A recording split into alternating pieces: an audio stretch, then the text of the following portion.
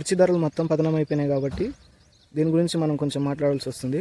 ధరలు పడిపోయినందుకు ఎవరు రెస్పాన్సిబిలిటీ తీసుకోవాలనేది ఇప్పుడు చర్చించుకుందాం. అయితే మనకి ఈ 50% రైతు భరించాల్సి వస్తుంది పడిపోయినాయి కాబట్టి, అండ్ 50% గవర్నమెంట్ సపోర్ట్ చేయాల్సి వస్తుంది. ఎందుకు చేయాలి? ఖచ్చితంగా చేయాలా. ఎందుకంటే మనం జిఎస్టీ, సిజిఎస్టీ, జిఎస్టీ కట్టించుకుంటున్నాడు. వాడు ఏం చేసిండు? జిఎస్టీకి ఫిక్స్డ్ అమౌంట్ అనేది పెట్టిండు.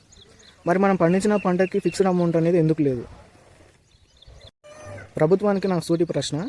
అయితే ఇప్పుడు పంట పండినా పండకపోయినా, ఎక్కువ పండినా తక్కువ పండినా, రైతు సచ్చినా బతికినా దాని మీద నువ్వు జిఎస్టీ వసూలు చేస్తున్నావు. ఎంత? 18% జిఎస్టీ వసూలు చేస్తున్నావు. నువ్వు అంత జిఎస్టీ వసూలు చేసినప్పుడు రైతుకు కనీస ప్రొటెక్షన్ ఇవ్వాల్సిన బాధ్యత నీది కదా. లేకుంటే నువ్వు జిఎస్టీ ఎందుకు వేస్తున్నావు? నీకు జిఎస్టీ వేస్తున్నావు ఎందుకంటే మాకు సర్వీస్ ప్రొవైడ్ చేయాలంటేనే నువ్వు జిఎస్టీ వేయాలి. అయితే మాకు ఇప్పుడు సర్వీస్ ఎక్కడ ప్రొవైడ్ చేస్తున్నాను?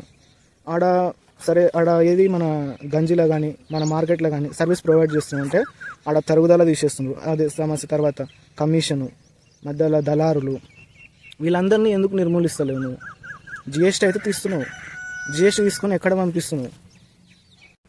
సరే, మేము పండించిన తప్పుకి సగం అమౌంట్ వదులుకుంటాం. ఇంతవరకు 23,000 22,000 ఉండే కదా, 22,000 23,000 ఉండే కదా. అయితే ఇప్పుడు ఎంత? 12,000 13,000 నడుస్తుంది. 10,000 పడిపోయింది కదా. 5,000 సరే, రైతుల ప్రకారంగా 5,000 మేము మోసుకుంటాం. కనీసం 5,000 16,000 ఖచ్చితంగా ఇవ్వాలి. హాఫ్ అమౌంట్ రైతు వేసిన తప్పుకు అతను భరిస్తున్నాడు. మరి జిఎస్టీ కట్టించుకున్నందుకు అది నీ బాధ్యత కదా. మరి నువ్వు ఎందుకు పట్టించుకుంటలేవు? ఇగో ఈ జిఎస్టీ మాత్రం 18% వేస్తున్నావు, మళ్ళీ 5% వేస్తున్నావు. ఎవరికి వేస్తున్నావు జిఎస్టీ? CGST, SGST.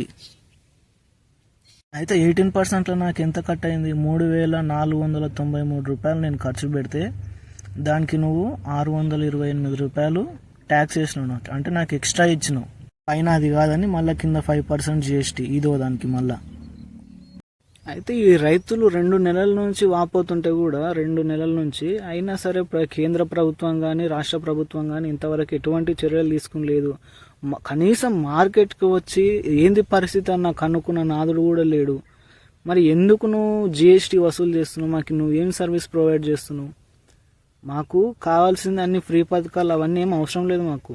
మేము పండించిన పంటకి కరెక్ట్ మద్దతు ధర ఇచ్చినాం అనుకో పండిస్తాం. లేదంటే అందరం క్రాప్ హాలిడే గాన ప్రకటించినామంటే, ఎందుకు ప్రకటించలేకపోతున్నాడు రైతు క్రాప్ హాలిడే అని అంటే రైతులలో యూనిటీ లేదు.